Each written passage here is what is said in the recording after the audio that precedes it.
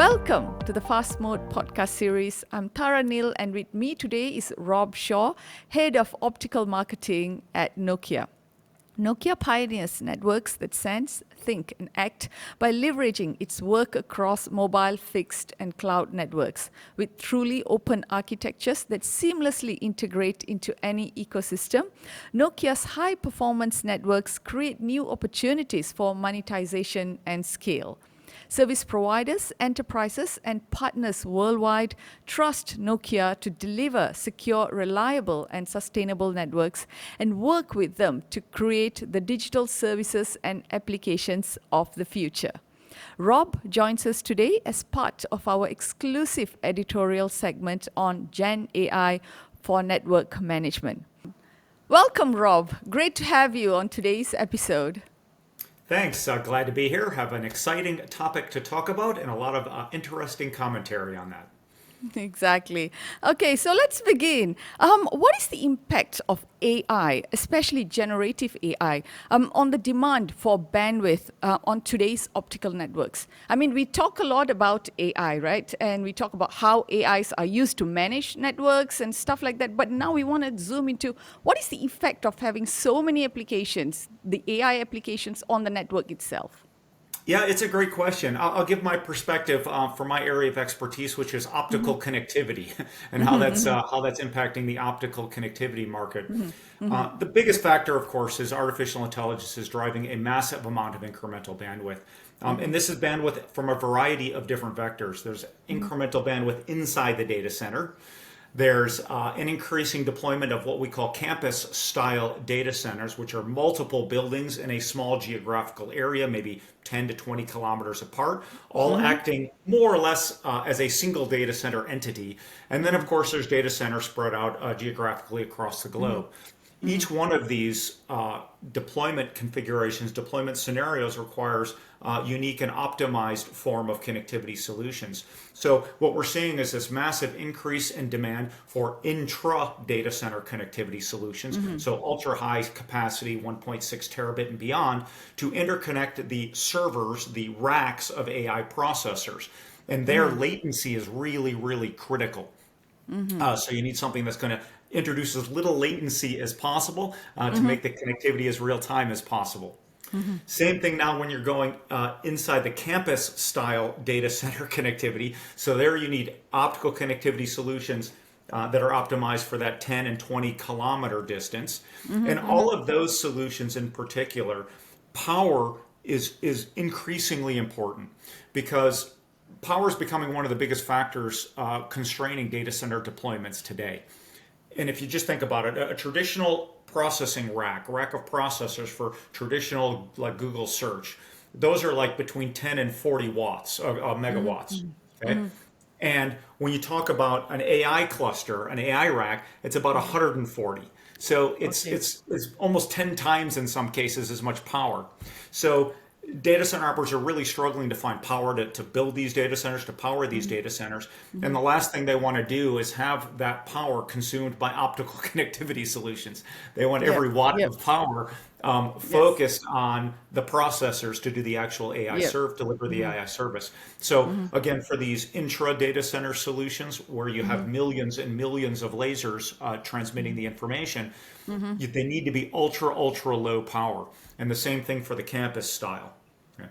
Now, when you talk about inter-data center connectivity, so when you're talking about going across larger geographic regions, there you want higher speed transmission solutions, the ability to transmit massive amounts of data over as few fibers as possible, because there the fiber becomes more valuable and they want to maximize how much capacity they can get over that fiber. So again, there's a lot of factors involved, but all of it is based on more and more bandwidth over a wider set of geographical applications. That's the key idea.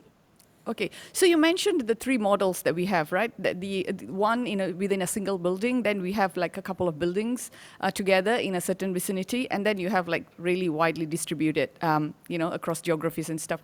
So the expertise across all three these kind of deployments, is it the same, or do you have like niche players who can provide? Do they have like suite of solutions that are tailored for these three different type of deployments? Yeah, they do for sure. Now, there are a handful of vendors like ourselves that can produce solutions across the entire spectrum. One of the key benefits that we provide, that we have, an advantage we have, is that we own our own fab. So own our own indium phosphide fabrication facility. So we can manufacture, design our own chipsets. Now, that's for the laser part of it, the part that turns the electrical signal into an optical signal. But yeah, you need very, very different types of solutions for the intra-data center. Here, you're dealing with very low output power from the optical signal, from the optical device, and yet very, very high speeds. There's a couple different types of configurations depending on if you're going 10 meters versus 100 meters versus 1,000 meters. And then the same type of thing when you're going to the campus style at 10 to 20 kilometer type of distance. And so there's players in both of those spaces. There are people that really specialize just in the intra-data center.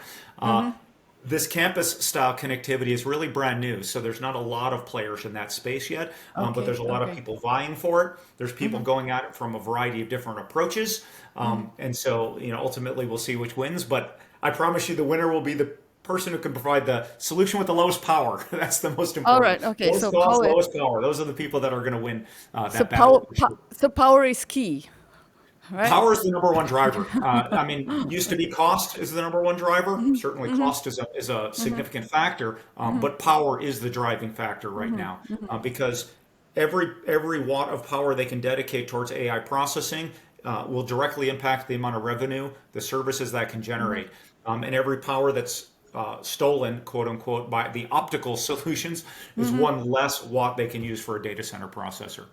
All Um, right. Okay. Awesome. And to your now last let's. question, though, the longer distance ones, the ones that are 1,000 to 10,000 or even 15,000 kilometers, those really long distance ones, that's a smaller set of people that play in that space because it requires a Okay. different set of expertise, a more specific set of expertise. There's a digital signal processor that helps process the signal and really modulate the signal so that it can go those super long distances. And there's only about 5 or 6 players in the industry that provide those types of solutions. So yeah, it's definitely fragmented and specialized, and there's a handful of people like ourselves that can provide solutions really across the spectrum, which of course provides unique value and benefits. So we talked about AI, right? And you just mentioned that how the AI processors will be consuming like 10 times more power than the conventional ones. So then throw generative AI applications into the mix. What happens now? Are we going to see another explosive need for power and maybe a different architecture altogether? No, I think it's really building on the same. So we're really at the very beginning stages of this, and you can see that by the rate in which it's growing. So bandwidth capacity driven by AI and Gen AI applications are growing at about 100% a year. So they're doubling almost Wow. every year. That obviously is not sustainable. Nothing grows 100% every year forever. And so you'll see that continue to grow. By the way, the same thing, the number of data centers being deployed in the world is doubling about every 3 years. So just a massive explosion of data centers and bandwidth between data centers. And this is, of course, driven both by AI, Gen AI. That will slow down over time, right? And what we see from a traditional internet bandwidth growth perspective, been at about 30 to 35% CAGR for about the last 20 years. I expect AI will taper off into that rate of Okay. growth, which, by the way, is still crazy fast amount of growth. But yeah, there's a big explosion now. Maybe for the next 5 or 6 years, we'll see this Yep. massive amount of growth, and then it'll start tapering down into that 30 to 35% range. All right. Okay. So then, how are you guys, supporting this demand and also the demand that you're anticipating in the future? Do you have the expertise as well as all your solutions and deployment plans laid out? Yeah, I mean, it's a great question because it continues to grow increasingly challenging to provide these solutions, not only the technical capabilities, but at the operational and price points that our customers need. And one of the big advantages that we have, as I mentioned before, is the really high level of vertical integration that we have. We also have a very large team of circuitry processors, so designers, the DSP designers. So we can simultaneously in parallel be designing multiple digital signal processors for the different applications. So On top of that, as I mentioned, we have our own in-house indium phosphide fab. We have silicon photonics-based expertise. So we've got multiple approaches on how to address these solutions. And being vertically integrated, being able to build your own DSPs, build your own optical front ends, and to have the packaging to pull it all together, it really gives us, I think, an advantage on our ability to effectively be able to address all these different applications. So that's kind of the key focus for us is really optimizing optical connectivity solutions for these different specific application areas. And being vertically integrated and a full spectrum provider, we can really see the whole picture and get a really good idea of exactly how to design these most effectively and even how to stitch them all together, right? Because, yeah, you start inside the data center that then connects to the Yep. campus data centers and that to the Yes. wider area networks. Yes. And that it really helps us create holistic solutions and solutions that are specifically optimized for each individual application and deployment scenario. So zooming into the latest advancements, in your optical networking portfolio, I was wondering that is domain expertise critical? You have customers from different domains. You might have people, from the telco side, and then you have people from healthcare, banking, and stuff like that with data center needs, right? So do you need like different domain expertise to cater to these different customers? Yeah, it's a really interesting question. I kind of equate this to like the mail system. If you think about the way mail, letters are delivered, packages are delivered, we build the trucks and we help information get from one place to the next. We don't even really know what's inside the truck. It's just Okay. ones and zeros. They're just bits to us. So it Okay. doesn't really matter what application the data is ultimately being used for. A packet of data for healthcare looks exactly the same as a packet of data for Okay. banking, as far as we're concerned. Now, All some right. of them have different characteristics. Really, the biggest consideration is latency. Some of those applications, not very many, but some of them are latency sensitive. So you have to have a decent understanding. Others are very security sensitive. Although, again, to be honest, optics is probably the easiest place to do security because it's the most difficult to get into the underlying data. So there are things that we do. There's quantum level encryption and things like that. But the bulk of that's really done at the packet layer, at the router layer. Okay. All right. Um, so to answer your question, fundamentally, a little bit helps to make Okay. sure the solution is optimized, but the vast majority of it is just how can I deliver the most amount of capacity with the least amount of fiber, the lowest cost and power per bit, right? Okay. So, in cutting down cost and improving power efficiencies, right? What are the steps that you guys take, and what are the approaches? Maybe you can share them with us? Yeah, no, it's a really good question because the industry is really undergoing a very significant transformational shift right now.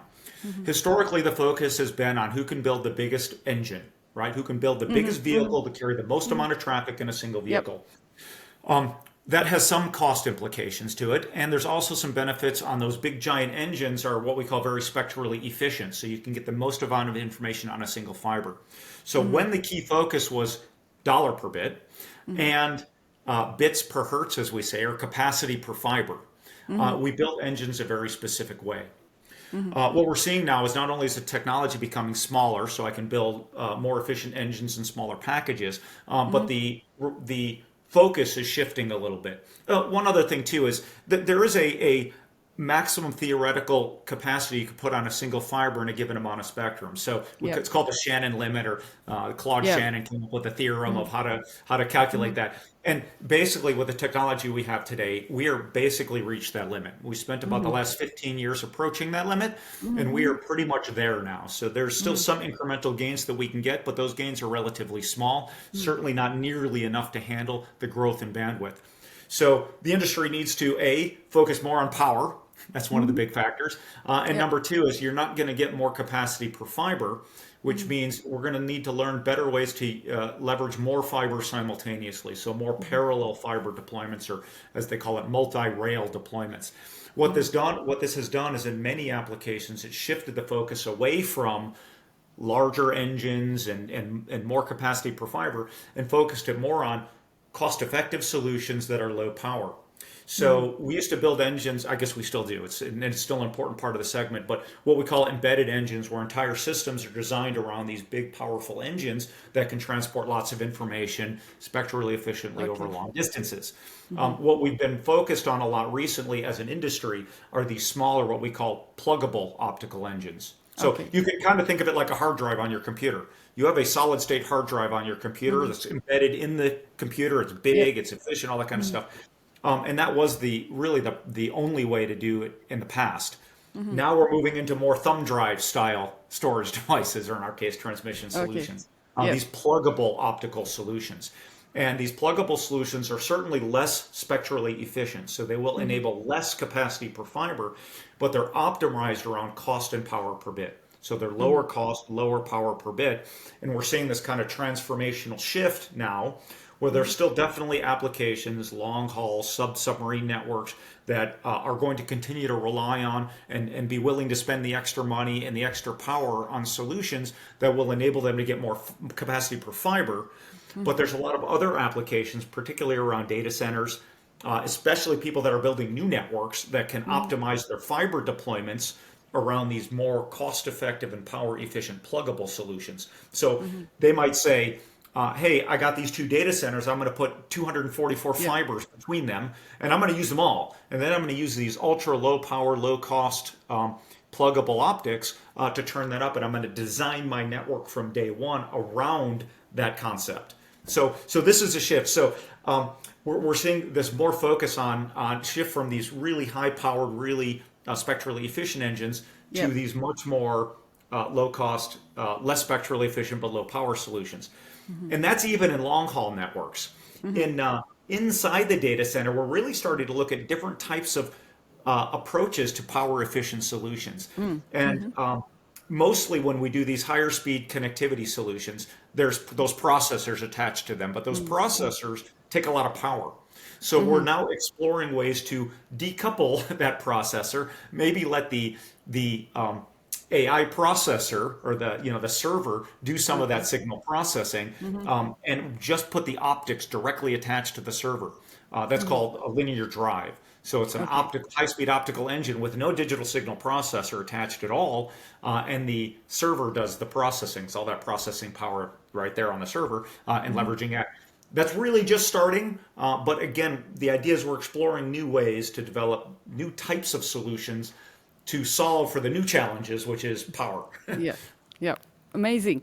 Yeah. Okay, so on the flip side, right, you talked about enhancing the data center connectivity with all these advancements and so forth. What is the use of AI and Gen AI in that respect? Now, you're using AI and Gen AI to improve this connectivity, optimize the network, and also improve performance. So, is that useful? Do you guys leverage AI and Gen Yeah. AI? That is a great question because we're providing all this connectivity to enable these new types of AI Yeah, capabilities. How are we actually using those capabilities doing we're the, enabling?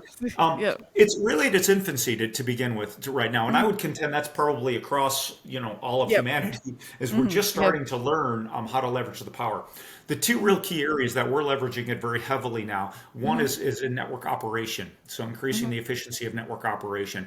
mhm, Provisioning a new service, troubleshooting services, all those things, they're very manually intensive historically. mhm, And what we're able to do now is to correlate lots of information very, very quickly, arrive at much better conclusions much more quickly, take processes that used to be 50, 60 steps and mhm, really boil them down and have those be AI assisted processes faster and with less errors.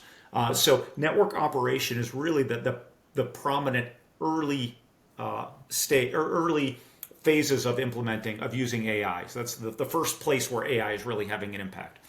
The next impact is on overall network design and traffic management. So mhm, a lot of these networks are heavily meshed. There's a lot of packet interconnectivity. So particularly when you're talking about IP and optical together, so yep, routing and mhm, transport together, um, leveraging these AI to analyze traffic flows, analyze traffic patterns, evaluate resource utilization, and find more efficient ways to route traffic, to build networks, and to apply resources. So those are the two key ways we're yep, driving, and this is as an industry driving the use of AI. Right, more efficient operations and more efficient network architectures, design, and mhm, traffic management. mhm. And what about Gen AI? Are there any early use cases for Gen AI in this space?